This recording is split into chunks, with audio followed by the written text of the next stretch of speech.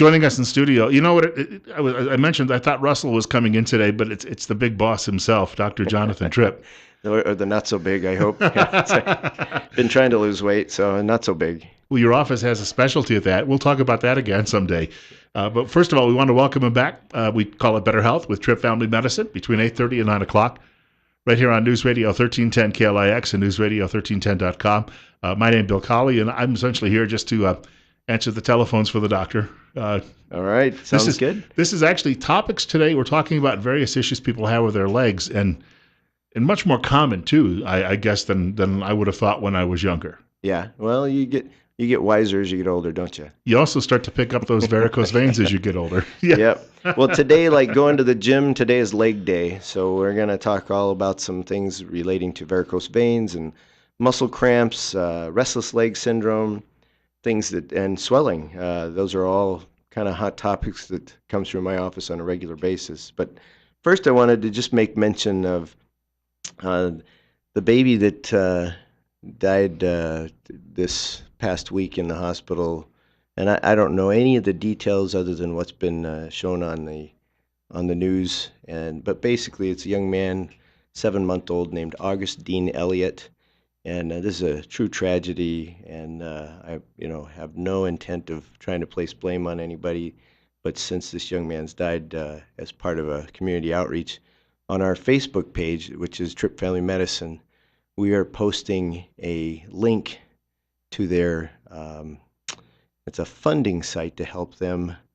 The name of the funding site is called I just blanked on it. It's GoFundMe, and it's a memorial fund for burial costs and whatnot for this family in relation to this baby's death. So again, I want to just mention this is a true tragedy, but we'd like to have you, if you want to contribute to the family and their needs. It is Tripp Family Medicine. It's our Facebook page, and there'll be a link to that GoFundMe site there. So back to not quite so heavy a subject. Let's talk about leg swelling. Any stories, again, for callers that you want to call and say, hey, I had this experience, and I had these gnarly looking varicose veins, and here's what we did about them. Or, I really found out that I tried compression stockings, and wow, what a difference. Or what'd you do for restless legs? We have some medicines that sometimes are effective, but that's a tough one. We're going to talk about that. Especially everybody that has any age on them will know if they go traveling for long distances or go on an airplane, the legs tend to swell when they might not any other time in your daily routine. So call us with some of those stories if you have that. I had a grandmother, and I can recall in her later years, and I only really knew her in her later years, but she used to have on her left leg a large brown bandage that would be wrapped around her leg every day from essentially just below her ankle all the way up to her knee. And that was because of a very similar condition she had with swelling in just that one leg. Now, often, I know of this from my own experience. I went to the doctor a few years ago because I was waking up and my feet were looking swollen. And that was because I was sitting in a chair hosting a radio show and doing that sort of thing most of the day. And he said, get up and get around a little bit more. And sure enough, that was all I really needed to do, and it suddenly went away. But there's a wide variety of things here, and I'm sure they can tell you a lot about what's going on internally, too. Yeah, let's stick with the swelling of the legs. Swelling often is, let me describe what goes on in the veins to begin with. You basically have arteries that have a real nice structural wall around them, a muscular wall. Veins are kind of floppy straws, if you will. If you think almost a paper on a straw that you open at a restaurant, that paper is about the integrity of a vein. However, the veins have valves in them because, from especially the legs, you're going against gravity. So how does the blood get pumped up that way? Because it's being pumped down by the heart. The way it gets pumped up mainly is our walking. When we flex our muscles, we get it actually squeezes those veins, pushes blood one direction or the other, and if you have valves that are competent, that hold the blood where they should, it only gets pushed one direction, and that is up. If you have valves that are kind of incompetent, they kind of leak a little bit, the blood will get pushed both directions, and gravity helps fight the whole system. So what we're really looking for is, get up, get moving. It's exactly what you were told. And as we sit in a chair, especially if our feet don't meet the floor nicely, that chair pushes right up in the back of our thigh, right behind the knee, which is where the major veins go. And so you're putting a lot of back pressure on those legs. So getting up, moving around is a big part of this. And the other thing is, if you do get swelling on a regular basis, is use gravity in your favor and get your feet up above your heart by laying down and putting a pillow or two under them, because that blood will now use gravity to get back to your heart, take the swelling out of your legs. So that's an easy answer, but the question is, why do you have this? Do you have incompetent valves in your veins, which is a big possibility? Do you have some other things that are slowing that circulation? Like, do you actually have some hardening of the arteries and making the pressures higher down there? And contributors are things like being overweight. The biggest one that people can relate to is pregnancy. Almost Hmm. always in the third trimester, woman will get swelling in her legs. And why is that? Well, because, she got a, 6 or 8 pound baby with, you know, a sack of fluid around it and everything else. That when she stands up, that baby's pushing pressure on the biggest veins coming up from her legs right in the pelvis, and that causes, a lot of back pressure on the legs. So what's the answer for that swelling? Well, a lot of elevation while you're pregnant, and lo and behold, usually delivery of that baby changes all those dynamics and the swelling goes away. We've got more with Dr. Jonathan Tripp on the way. Joining us from Tripp Family Medicine right here in Twin Falls. And of course, if you have a comment or question for him, he's here until 9 o'clock this morning. Keep in mind that number. Jot this down if you have to: 736-0300. 736-0300. It's Better Health on News Radio 1310 KLIX with Dr. Jonathan Tripp and Bill Colley answering those telephone calls. Our guest is Dr. Jonathan Tripp. He joins us on Wednesday mornings from Tripp Family Medicine right here in Twin Falls, located on Fillmore Street. And take some time out to talk to you about some medical issues, and also if you're inclined to answer a couple of questions on the air. You're listening to News Radio 1310 KLIX and newsradio1310.com. Bill Colley, of course, in the studio as well. You were telling me a little bit off air about recommendations on compression socks. Yeah, compression stockings. There's a brand name that doctors often have prescribed for years called Job stockings, and the way they're usually thought of is they go all the way up to the thigh, which is appropriate if your swelling is that extensive or your varicose veins are that extensive. But I got talked into wearing compression stockings by my non-medical wife, and I was doing 24-hour shifts at the Air Force Base and standing on cement most of the time, and started to get just a touch of swelling at the end of those shifts. And she says, "You're going to wear these," and went online and bought me a $60 pair of quote sports compression stockings, and they are actually becoming more popular for distance runners. So she did get it from a sports rather than the old person's stocking place.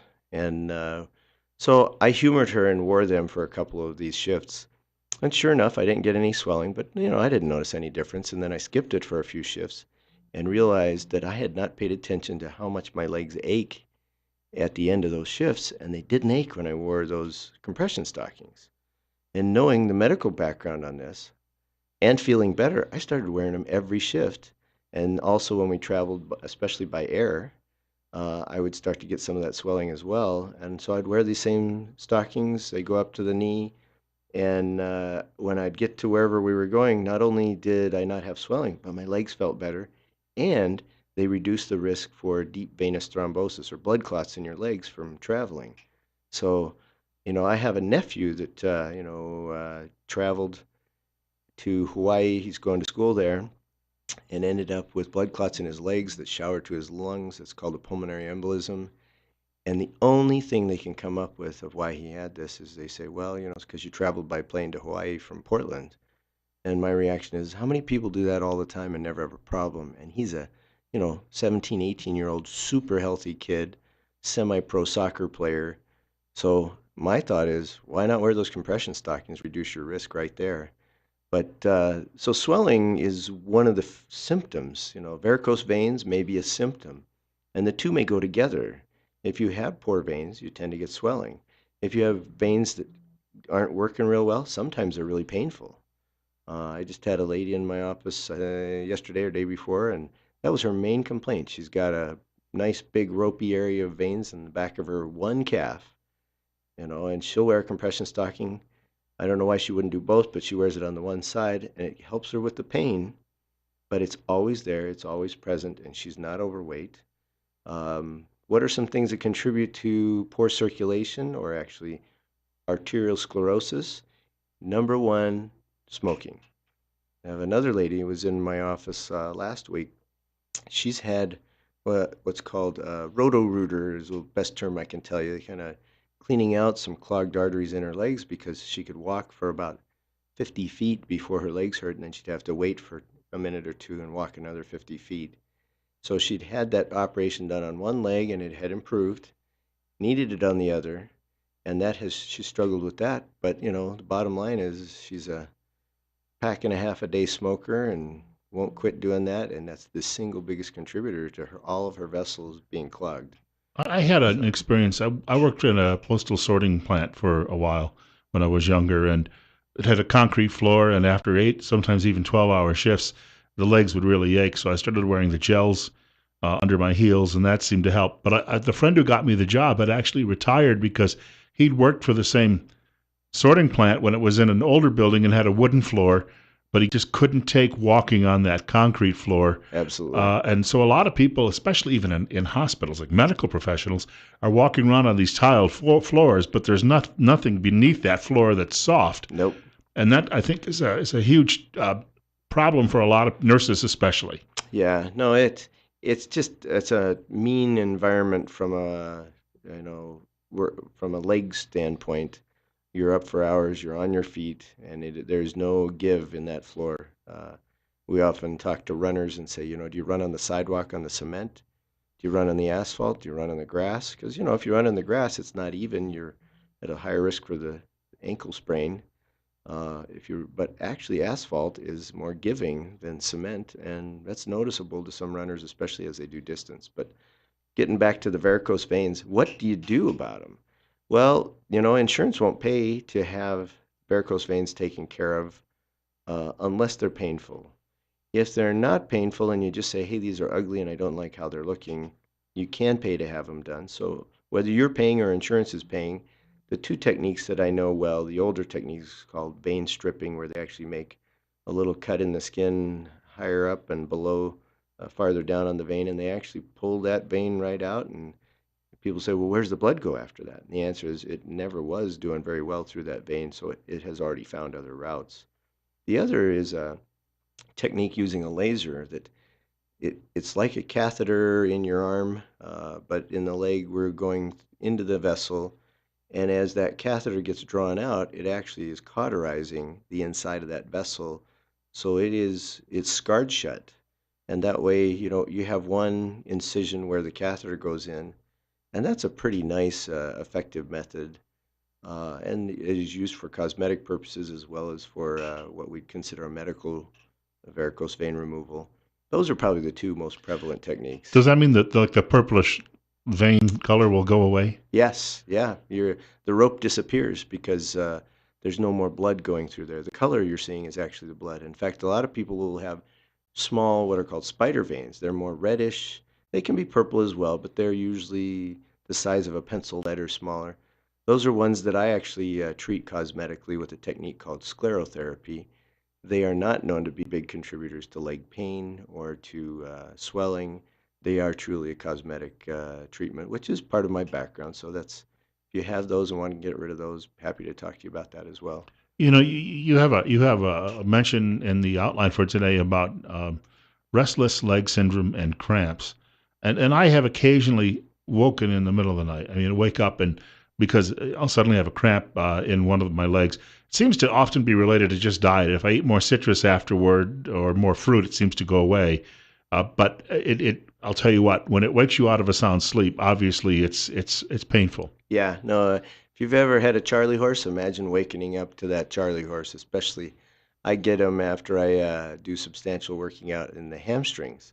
And I'll put my leg behind me as I'm sitting in a chair, and ooh, I got to stand up quick because it's just going to pull that leg right under the chair. But the leg cramps are caused, as far as we know, main things inadequate blood supply. Again, this lady we were talking about that had the clogged arteries, she would be very prone to cramping. because the blood cannot get in and out, taking your waste products out that your muscles create. A nerve compression would definitely, like at the if you had a bulging disc in the lower back, would give you cramping type sensations. But most people, what they're fighting is what we think is mineral depletion. So too little potassium or calcium or magnesium. Those are probably the three most I try with patients to say, hey, try a little magnesium supplement. Or most people think it's the calcium, but I found magnesium seems to be the better answer. And there is no guarantee that'll work, but a lot of it has to do with hydration. If you're dehydrated, not paying attention to that, I'd say number one thing is, especially if you have these cramps are new and you get them several days in a row, push water like crazy and see if that doesn't just happen to make it go away. A banana, which is like a great big stick of potassium, seems to help too. Bananas are a great source. Actually, oranges are a great source of potassium as well. The magnesium, uh, I often will tell somebody just to get the supplement, the 200 or 400 milligram uh, magnesium supplement, and just do that for a week or two, see if things don't clear up. But it gives you a pretty nice test to see if that works. And then I have one more trick that, of course, is not in the medical books. Well, it kind of is. They used to use quinine to treat cramps. Quinine is a cardiac or a heart related medication. So even at 200 or 300 milligrams, which is what we used to prescribe, it's theoretically a threat to somebody with heart arrhythmia. So this is kind of that would be dangerous. But tonic water with quinine in it. In fact, if you're familiar with gin and tonics, you could have your tonic without the gin, and you can even throw a little lime in it and just do an 8-ounce glass of that at night. So it's basically seltzer water with quinine, and it's a very, very low dose. I used this with my mother-in-law who had cramps almost every night for years. And, that's when I think I first gained her confidence as a doctor because that worked out pretty well for her. So it's, Son-in-law came first, then doctor later, right? yeah, yeah, it's true. That's true. I had to win her over as a doctor. It's So, 8:52. Dr. Jonathan Tripp is in studio with us, and you're listening to Better Health from Tripp Family Medicine on News Radio 1310 KLIX and News Radio 1310.com. Question or comment for the doctor? The number is 736-0300. Restless leg syndrome came about. I never heard of it until I guess it was classified as an ailment, what, some 20, 25 years ago? yeah, no, it is a lot of people confuse muscle cramps with restless legs, but restless legs is really a struggle for people that have it because they'll be already falling asleep and life is good, and then their legs just they have itchy sensations or burning sensations or just feel like they got to move. And so they'll wiggle their legs around and even get up out of bed and walk around to try to get them to calm down. It's kind of like the rest of the body has checked out and is ready to go to bed, but the legs are saying, we got something else we got to do. In fact, I liken it to at least the old cars that we used to have where it does the knocking and pinging and the idling that happens after you turn it off. That's kind of how the legs feel to these people is, I've turned off the engine, but it won't quit. I can't get it to stop. And so the question is, what causes that? And I have various theories, and the patients give me their experience, and I try to pay a lot of attention. And is it a shortage of oxygen? You just needed to breathe more deeply a few times before you go to bed. I have a lady in our office said when she was pregnant, she got this, and it is pretty common in the third trimester and tends to go away after delivery of the baby. But she said she found if she takes some deep breaths intentionally before going to sleep, that it wouldn't happen. But if she didn't do that, that was how she also cured it, was waking up, breathing deeply. So oxygen supply is one possibility. There's definitely a hereditary component. If you start having this before age 50 outside of pregnancy, it's more likely your parents had it as well. One of the things that we find that helps some people is using medicines that increase a neurotransmitter, or you can call it a hormone in your brain called dopamine. And so we use some medicines that typically are used for increasing dopamine in Parkinson's patients. And that medication will often shut down the whole problem. And yet, I hesitate to tell people that it's a Parkinson's medicine because now they feel like their next phase is to have Parkinson's, which is not there. I don't know that there's any connection there, but the medicine does seem to help. So there are things we can do. Other treatments really to look for that has more to do with exercise. Like we were saying, if you don't exercise, you're more likely to have this. Um, if you're taking narcotics, it's a two-edged sword. Sometimes the narcotics can dull your brain enough that you don't notice it. It doesn't get rid of it. But other times, the fact that you're using narcotics may set you up for having more restless legs. Some of these, of course, when you say narcotics, some of these things could be prescribed too, actually. Oh, narcotics, almost all are prescribed. I mean, there are some things that are not. If we talk about heroin or cocaine, those would be narcotics. But we're talking about hydrocodone, oxycodone, morphine, things like that that are used for short-term or long-term pain management. And from our office point of view, we stay far away from that. There are things you can do for restless legs, but again, some of the things that people would like to have are very addictive, and we try to avoid that and look for the other. What can you do physically to make this work better? Can we get a little exercise in? What are we doing on your hydration level? Uh, I'd rather use the medications we talked about that have to do with dopamine because they're not addictive, and then they usually work very effectively. So that's an area that there are some other addictive related medicines that are recommended, but when do you stop? I guess if you're, you know, 98 and you just started having this, I'm not nearly as worried about my addiction problems than if you're 48. We should point out we only got a little while left here, but a lot of what you've been talking about today seems to come down to just diet and exercise. Diet, exercise, and loss of weight, I cannot say how much it changes everything in your body for the better. It really is, it sounds too cliche, but the truth is when you lose weight, when you're watching what you eat, when you're eating fresher fruits, vegetables, uh, this really does contribute to your health in every way and how you feel. Your energy level even goes up. We always like to mention contact information for your office before we wrap up. Got about a 50-second window here. You bet. Our phone number is 208-933-4400. Our Facebook page is Tripp Family Medicine, and our website is trippfamilymedicine.com. And next week we'll be talking about wellness and wellness programs. We've got Dr. Jonathan Tripp back with us next week. Hope you can stick around. Another hour of the show coming up. This is Better Health with Tripp Family Medicine. We do this every Wednesday between 8:30 and 9 o'clock on News Radio 1310 KLIX and newsradio1310.com.